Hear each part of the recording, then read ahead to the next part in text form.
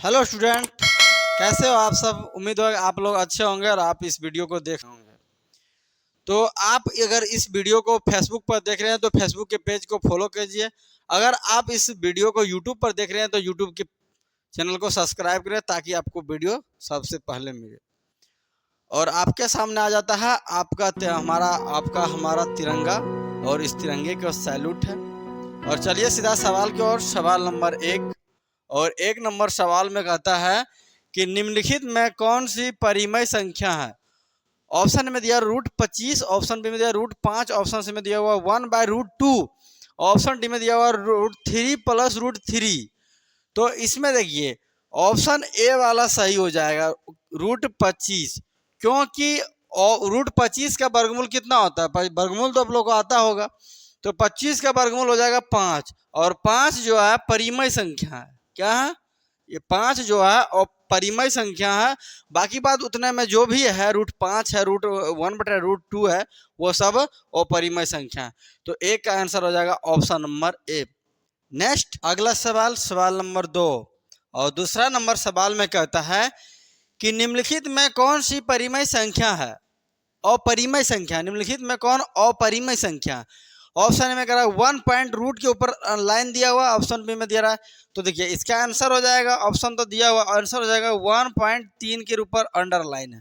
Underline का मतलब होता है कि यह 3 बार बार आते ही रहेगा, तो ये अपरिमेय संख्या हो जाएगा। ऑप्शन बी में देखिए कितना दिया, ऑप्शन बी में कह रहा है यहाँ पे √16। तो √16 का वर्गमूल कितना आता है 4, और 4 जो है परिमेय संख्या है। 4 क्या है, परिमेय संख्या है। परिमेय अपरिमेय, परिमेय वही होता है जो पिवटा क्यू के रूप में लिख सकता है, और अपरिमेय वो होता है जिसको पिवटा क्यू के रूप में नहीं लिख सकते हैं।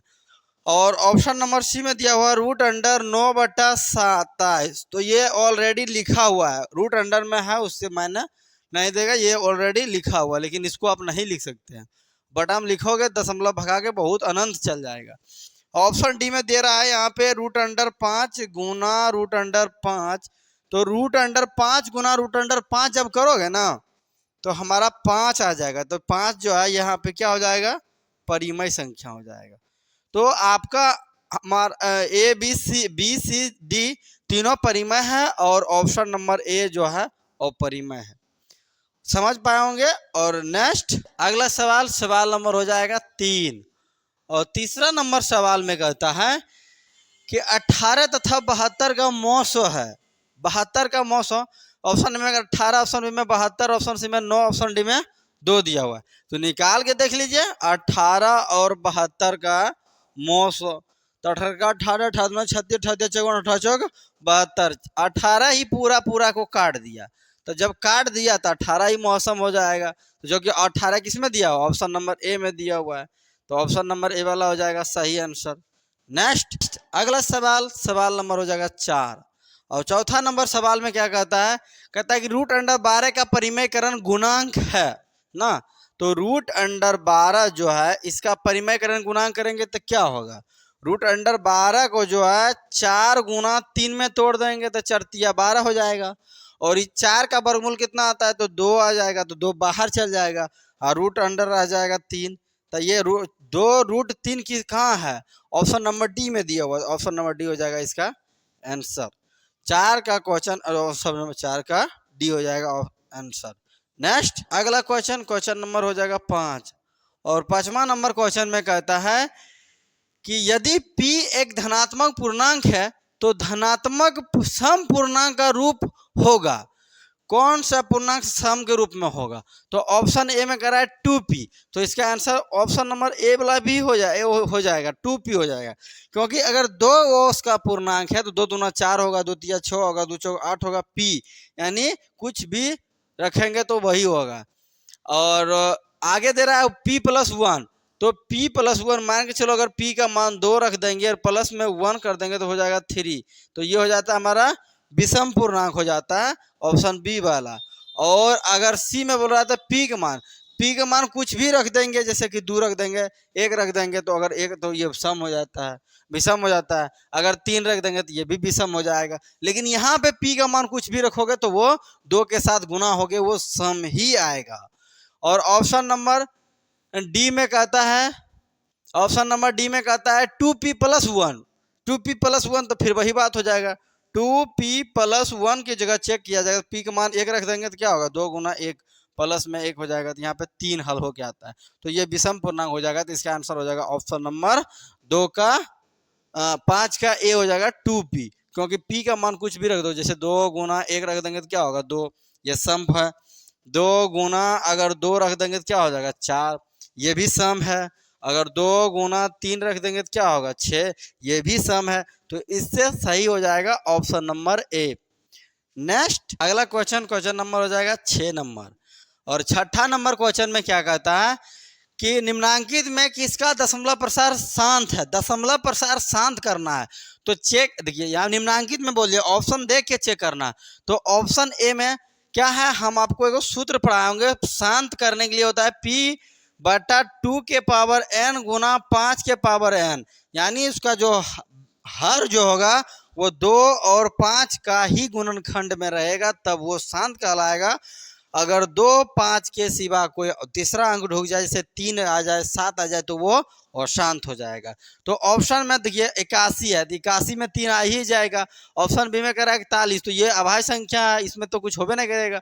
ऑप्शन सी में कह रहा है 45, तो इसमें भी तो 3 आ ही जाएगा। ऑप्शन डी में कह रहा है 80, तो 80 का गुणनखंड करेंगे अगर, तो 2 से लगाएंगे तो क्या होगा 40, फिर 2 से लगाएंगे कितना आएगा 20, फिर 2 से लगाएंगे कितना आएगा 10, फिर 2 से लगाएंगे कितना आएगा 5, फिर 5 से लगाएंगे तो क्या आएगा 1।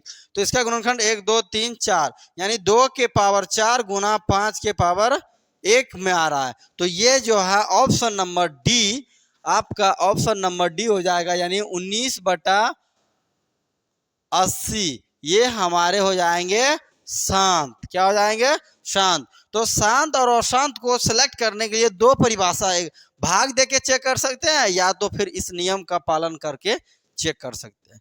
नेक्स्ट अगला सवाल नंबर हो जाएगा 7, और 7वां नंबर क्वेश्चन में क्या कहता है कि निम्नांकित में किसका दशमलव प्रसार अशांत है। अभी हमने शांत और अशांत सेलेक्ट करने की बात बताए थे, और यहाँ पहला आपका 6 नंबर का था शांत, और 7 नंबर का हो गया अशांत।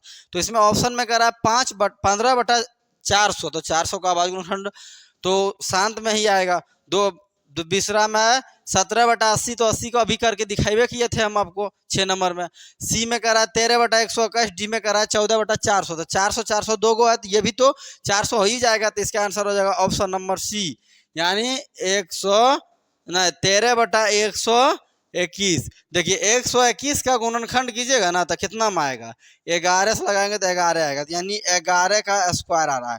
जबकि हमको आना चाहिए 2 के घात m, या तो 2 के घात n गुना 5 के घात m में, यानी 2 और 5 का ही आना चाहिए हर का गुणनखंड, लेकिन यहाँ आ क्या रहा है 11 का स्क्वायर आ रहा है। तो ये इसका आंसर हो जाएगा ऑप्शन नंबर सी, और ऑप्शन नंबर सी वाले ही अशांत है, दूसरा अशांत नहीं है।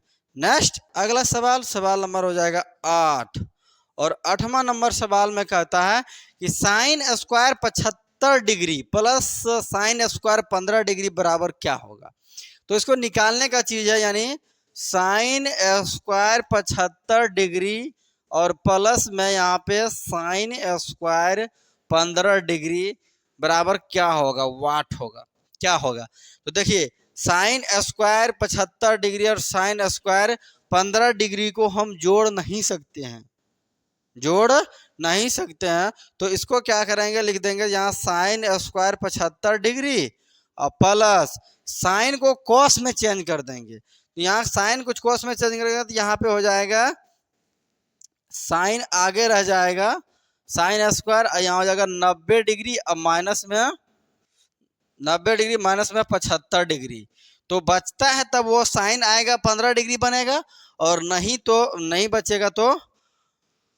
तो ये हमारा इस तरह से हो गया। अगला हो जाएगा यहाँ पे साइन स्क्वायर 75 डिग्री और प्लस, जब इसको आप चेंज कीजिएगा तो यहाँ पे क्या होता है, अब हो जाएगा यहाँ पे कॉस आई 75 डिग्री यहाँ पे हो जाएगा, यानी कॉस स्क्वायर 75 डिग्री।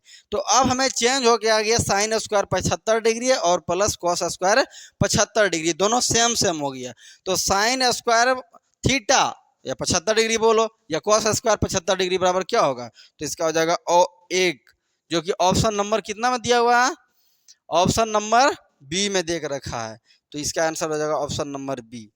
अगर नहीं समझ में आया तो देखिए, साइन स्क्वायर 75 डिग्री और कॉस साइन स्क्वायर 15 डिग्री, इसको आप नहीं जोड़ सकते हैं क्योंकि 75 75 रहता है, तब 2 साइन स्क्वायर 75 हो जाता है।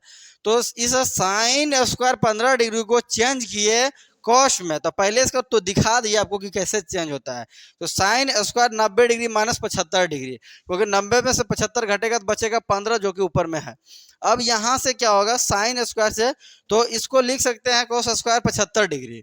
अब sine square 75 degree plus cos square 75 degree बराबर कितना होता है, तो 1 होता है। तो इसका आंसर हो जाएगा ऑप्शन नंबर बी। नेक्स्ट अगला सवाल, सवाल नंबर हो जाएगा 9 नंबर। और 9 नंबर का क्वेश्चन में कहता है कि 1 + tan स्क्वायर थीटा बराबर वाट। तो 1 + tan स्क्वायर थीटा बराबर आप लोग जानबे करते होंगे क्या होता है, sec theta, sec square theta होता है, जो कि ऑप्शन नंबर दिया हुआ है बी में, बी में दिया हुआ है। आप इस सूत्र को पूरा कंठस्थ से याद कर लीजिए, तभी आपको फायदा होगा। सेक 1 + tan स्क्वायर थीटा बराबर हो जाता है सेक स्क्वायर। तो यह बिना ऑप्शन मतलब ऑप्शन में दिया हुआ है, ऑप्शन ए में करा है 0, ऑप्शन बी में करा है sec square theta, option C में करा माइनस सेक स्क्वायर थीटा। आप देख पाते होंगे। तो नेक्स्ट अगला सवाल, सवाल नंबर हो जाएगा 10। और 10वां नंबर क्वेश्चन में कहता है कि 2 × साइन स्क्वायर ए प्लस कॉस स्क्वायर ए बराबर वाट, मतलब क्या है। तो ऑप्शन ए में करा 1, ऑप्शन बी में करा 0, ऑप्शन सी में करा 2, ऑप्शन डी में करा -1। तो चेक कीजिए ना, 1 2 × साइन स्क्वायर ए प्लस कॉस स्क्वायर ए बराबर क्या होगा, वाट। तो अभी हमने बताए थे साइन स्क्वायर ए प्लस कॉस स्क्वायर ए बराबर क्या होता है, तो यहाँ हो जाएगा 2, और साइन स्क्वायर ए प्लस कॉस स्क्वायर बराबर हो जाएगा 1, तो गुना हो जाएगा 1, तो 2 एकम 2 हो जाएगा। तो इसका ऑप्शन कहाँ, ऑप्शन है सी नंबर में, और 2 है इसका सी नंबर में। तो 10 का ऑप्शन नंबर सी हो जाएगा 2 सही आंसर। नेक्स्ट अगला क्वेश्चन, क्वेश्चन नंबर हो जाएगा 11। और 11वां नंबर क्वेश्चन लाजवाब क्वेश्चन है, कर रहा है 5 कोसेक स्क्वायर थीटा अब -5 कॉट स्क्वायर थीटा। तो देखिए थीटा टाइपिंग नहीं हो पाएगा, तो यहाँ पे क्यू टाइपिंग हम कर देंगे, बराबर वाट है। तो इसको चेक कीजिए ना, 5 यहाँ पे हो जाएगा 5 कोसेक स्क्वायर थीटा, और माइनस में हो जाएगा यहाँ पे 5 कॉट स्क्वायर थीटा बराबर वाट। तो क्या होगा, तो 5 इसमें कोमा ले लिया जाएगा, तो कोमा जब ले लेंगे दोनों में 5 5 तो कोमा ले लेंगे, तो यहाँ बचेगा क्या, कोसेक स्क्वायर थीटा बचेगा, कोसेक स्क्वायर थीटा, माइनस में यहाँ बचेगा कॉट स्क्वायर थीटा। तो 5 हो जाएगा, और cosec square theta minus cot square theta बराबर 1 होता है। आप त्रिकोणमिति का सूत्र याद किए होंगे तो आपको पता होगा, अगर नहीं याद किए पाए होंगे, ना याद किए होंगे तो आपको घंटा ना पता होगा। तो इसका हो जाएगा 1, और बराबर हो जाएगा 5 कम 5 हो जाएगा। तो इसका आंसर कहाँ है, ऑप्शन नंबर बी में है, ऑप्शन नंबर बी में है।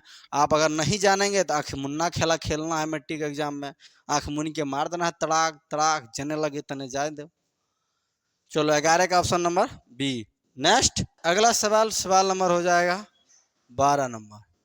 और 12वां नंबर क्वेश्चन में कहता है कि यदि 3a बराबर 180 डिग्री, यानी 3a बराबर 180 डिग्री, तो cos a बराबर वाट, यानी क्या कर रहा है, cos a बराबर प्रश्नवाचक चिन्ह वाट, मतलब क्या होगा।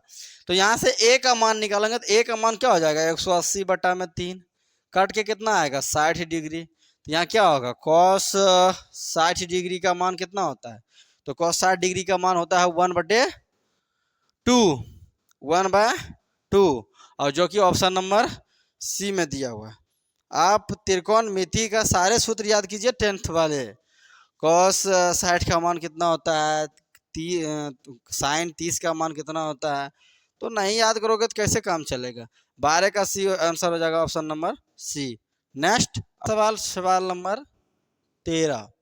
और 13वां नंबर सवाल में कहता है कि यदि a साइन थीटा बराबर 1, क्या बोल रहा है, a साइन थीटा बराबर 1 और b कॉस थीटा बराबर, यानी b कॉस थीटा बराबर 1, तो tan थीटा बराबर वाट, यानी हमको tan थीटा का मान निकालना है। इसका निकालना टेन थीटा बराबर वाट।